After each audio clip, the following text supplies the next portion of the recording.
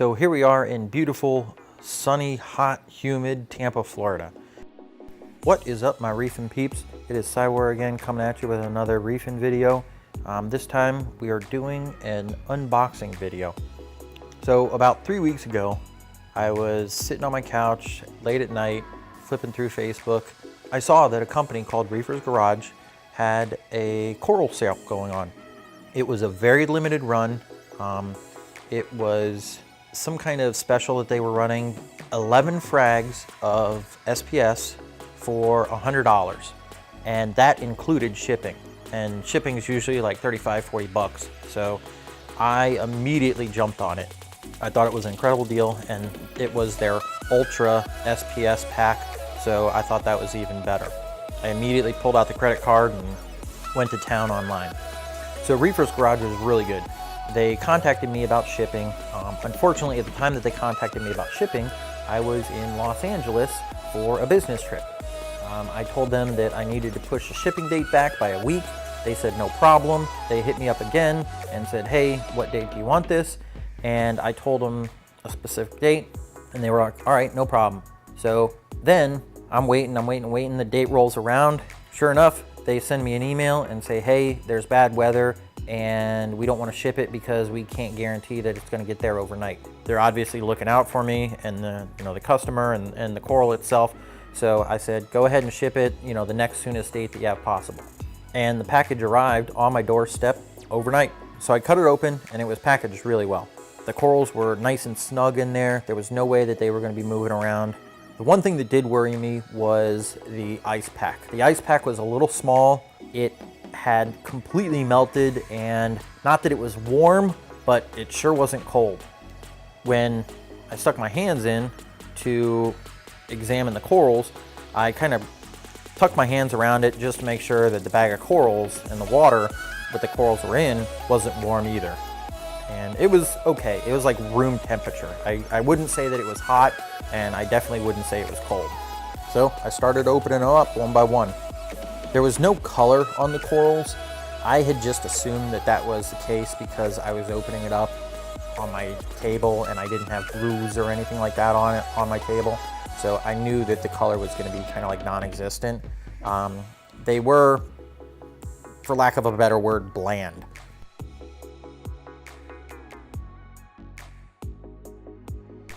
On the second coral that I opened, I noticed a little spot on the frag plug. And upon closer inspection, it was a hitchhiker, some kind of snail. I don't know what kind of snail it was. I have no idea if it's good or bad, but all I knew was it was not supposed to be there, and it kind of freaked me out a little bit.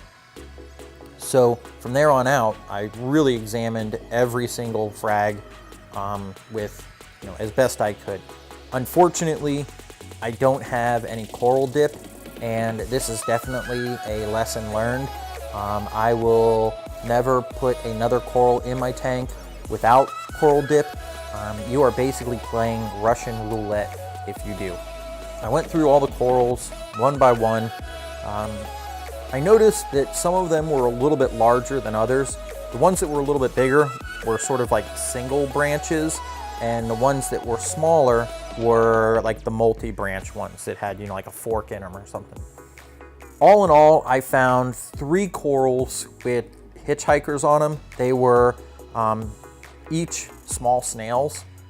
I picked them off the best I could and got rid of them. I don't know if there were any eggs or anything like that because I don't have a magnifying glass and I didn't examine them that closely. So again, playing Russian roulette. So after I got them all unboxed, I floated them in my refugium for probably a good 15-20 minutes just to acclimate them to the water temperature. As I put the bags in the display tank, I slowly added tank water into the bags and let them float in there to acclimate a little bit more. After about an hour of acclimation, I took the corals out and one by one put them into my makeshift frag rack that I have on the sand bed of my tank. Now, in the past, I've actually burnt corals with my LED lights by moving them too high, too fast. So I have learned to acclimate them low, and over the course of a month or so, slowly move them up in the tank.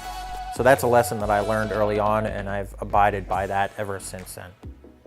As far as the names of these types of corals, I have no idea. I'm not really one for names. I have no idea what the names of these corals are. I'm more one for the colors and the textures and things like that. So I want contrasting colors. I want to look at the corals that I already have in the tank and then get corals that are not similar to that, so that I have a variation of colors and textures throughout the tank. Well, for these corals, it's so far so good. I haven't seen any polyp extension on them, but they're still alive, so that's something. For the good, I would definitely say that the price of these was good. In fact, it was great. You can't beat getting 11 frags of SPS for $100, including shipping. That was just amazing. So I got to give kudos to Reefers Garage for even offering that. For the bad, I would definitely say the hitchhikers. I was not expecting that at all. I learned my lesson, and I will not let that happen again. As far as the ugly goes, I definitely got to say that the color of these corals is ugly. They have no color to them at all. They're very bland and pale. I'm hoping that after being in the tank for a while and acclimating and getting them a little bit closer to the lights, that they'll color up some, but as of right now, they are not very pretty. Well, that'll do it for this video. It was kind of a quick one. If you like what you saw, hit that like button. If you want to see more, go ahead and hit subscribe.